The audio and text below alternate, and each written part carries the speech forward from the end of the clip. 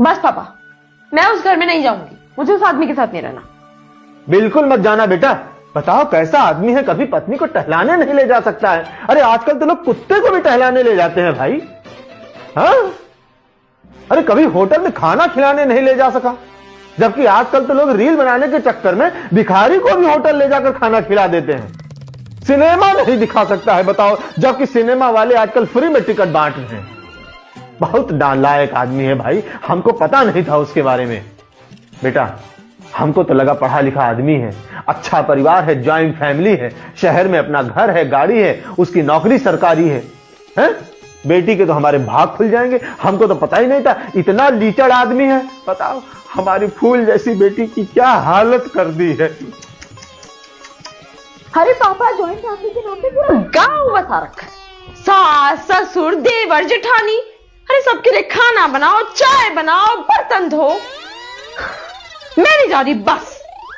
अरे बेटा, तो वहां काम वाली तो आती है ना। हाँ माँ, नौकरानी लगी है, लेकिन उसको भी तो बताने में मेहनत लगती है माँ, समझिए। हाँ बेटा कोई बात नहीं, एक मिनट। हाँ वकील साहब, ऐसा है, हमको हमारी बेटी का करवाना है तलाक, तो दहेज वाला मुकदमा लगाओ और कागज तैयार कराओ। अरे उसमें लिखो कि शादी के समय उन्होंने जबरदस्ती हमसे बुलेट दहेज में मांगा था।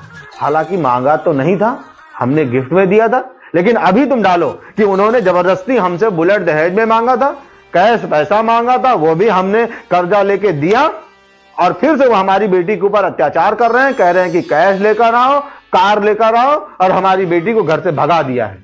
हमारी बेटी के साथ मारपीट करता है, वो बहुत मारता है, बेल्ट मारता है। अरे हाँ मारता है भाई, मारता है ना। हाँ मारता है। देखो बेटी भी कह रही है कि मारता है, और कोर्ट में भी जाके वो बोलेगी कि इसके साथ बहुत मार पिटाई करते हैं उसके ससुराल वाले सब। ऐसा है, सबका नाम डालो, पति, सास, ससुर, देवर, देवरानी, जेठ, जेठानी, ननद, नंदोई, सबको सालों को मैं जेल में चक्की बिछवाऊंगा, ठीक है। हाँ बनाओ कागज पत्तर सब। जय हिंद। पापा क्या है ये सब? क्या? अरे बेटा ऐसे ही करना पड़ेगा, नहीं तो तलाक नहीं होगा फिर। अरे बेटा जो कर रहा हूं सब तेरे भले के लिए ही तो कर रहा हूं। हाँ लेकिन पापा झूठ बोलकर, उन्होंने ऐसा तो कुछ किया नहीं। अच्छा तो घर छोड़कर क्यों आई है? अरे पापा वो आदमी बहुत नीरस है ना, कहीं घुमाता है ना फिराता है, कुछ नहीं है उसकी जिंदगी में, बस परिवार के पीछे पगला गया है। क्या बताएं हम। अरे बेटा लेकिन ऐसे बातों के लिए कोर्ट तलाक थोड़ी ना देगा इतनी जल्दी, तो फिर गंभीर धारा लगानी पड़ेगी ना, तू समझा कर। रुको, हेलो मेहता साहब, जय सिया राम। अच्छा मेहता साहब एक काम है आपसे भाई।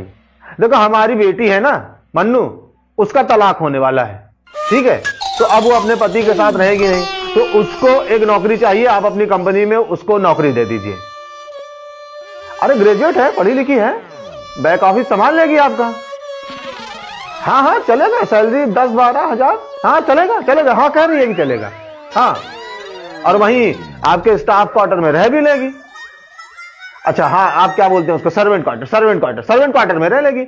अरे बेचारी देखो क्या है कि अभी पति से अलग रहेगी, तो टाइम पास करने के लिए कुछ चाहिए ना, एंगेज रहे। नौकरी करेगी, अपने हिसाब से दुनिया देखेगी, जहां मन चाहेगा जाएगी, जहां मन चाहेगा जो चाहेगा खाएगी। हाँ तो कल मैं उसको इंटरव्यू के लिए भेजता हूं, पक्का है, ठीक है। हाँ पापा।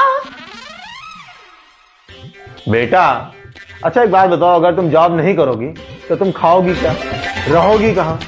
कुछ तो जुगाड़ करना पड़ेगा ना आखिर तलाक के बाद। अरे पापा मैं यहाँ रहूंगी ना, आप नहीं खिला सकते क्या मुझे? बेटा कोई भी माँ बाप अपनी बिटिया को पूरी जिंदगी बैठा के नहीं खिलाता है, और जो खिलाता है ना वो अपनी बेटी के प्रति अन्याय करता है, अन्याय। अब रही बात इस घर की, तो ये घर ना अब तेरे भैया भाभी का है, और जब तू अगर जॉइंट फैमिली में नहीं रह सकती है तो तेरे भैया भाभी कैसे रहेंगे, यही बता दे तू।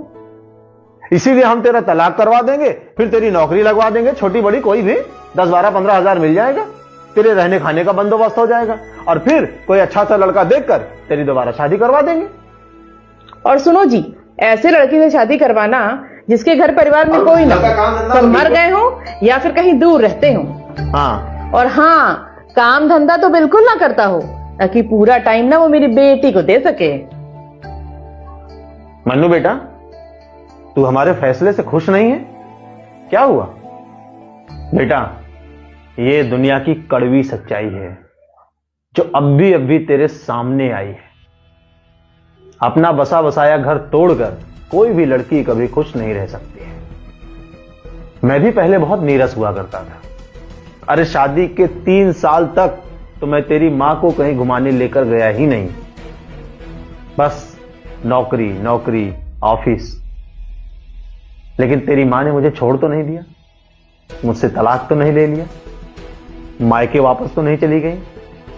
नहीं, इन्होंने क्या किया? इन्होंने मेरी जिंदगी में अपने प्यार के रंग भरना शुरू किया। टाइम लगा, लेकिन धीरे धीरे धीरे धीरे मेरी ब्लैक एंड व्हाइट जिंदगी रंगीन हो गई। समय लगता है बेटा। तू भी अपने पति की जिंदगी में रंग भरना शुरू कर। खुशकिस्मत है तू कि तेरा पति अपने परिवार पर ध्यान देता है, वरना ज्यादातर पत्नियों की तो शिकायत यही रहती है कि पति अपने परिवार पर ध्यान नहीं देते हैं। हम तेरी दोबारा शादी तो करवा देंगे, लेकिन इस बात की क्या गारंटी है कि दोबारा तुझे तेरे मनमाफिक पति मिलेगा ही?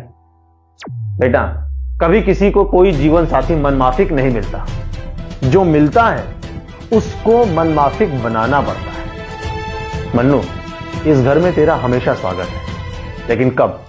जब तू अपने पति के साथ आएगी या उससे पूछ कर आएगी, लड़कर नहीं। अगर तू उससे लड़कर आएगी, उससे बिना बताए आएगी, तो सिर्फ यही घर के दरवाजे नहीं, दुनिया के हर दरवाजे तुझे बंद मिलेंगे। एक माता पिता होने के नाते हमारी जिम्मेदारी है कि हम अपनी बेटी को पढ़ाएं, लिखाएं, योग्य बनाएं, फिर उसकी शादी करें, उसका घर बसाएं और ऐसे हालातों में उसका घर भी टूटने से बचाएं। है ना? मैं सही कह रहा हूं ना? हाँ पापा, आप सही कह रहे हैं। आपने जिंदगी का ये जो दूसरा पहलू मुझे दिखाया है ना, इससे मुझे पता चला है कि मैं कितनी खुशनसीब हूं, मैं कितने खुशहाल परिवार में हूं, कितने नेक इंसान से मेरी शादी हुई है।